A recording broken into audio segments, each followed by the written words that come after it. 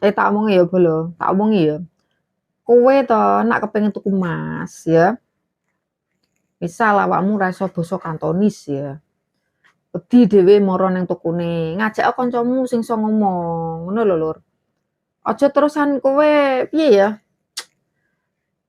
tergiur nek nggon sosmed ngono ya ana wong dodol emas murah, terus mbok tuku. Ya ketoke murah ya, tapi kan gak padha karo pasarane sakmono lho. Ya memang mbok pikir wonge butuh dhuwit ngono ya, kuwi rung mesti ngono kuwi. Mending kowe to pengen emas ngono ya sithik-sithik ngumpulke, ora usah gusah-grusu tuku emas ki ya. Nek siap-siap tenanan nggo duit dingin, uang dingin gitu.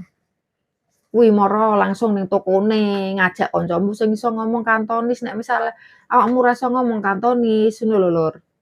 Aja krusah-krusu dhuwit arep kanggo apa, mbok ge tuku, tuku ning online sisan, kehapusan sisan, gak malah matek kowe. Ya aja krusah-krusu tuku barang-barang sing ngono kuwi, sing berharga ngono kuwi.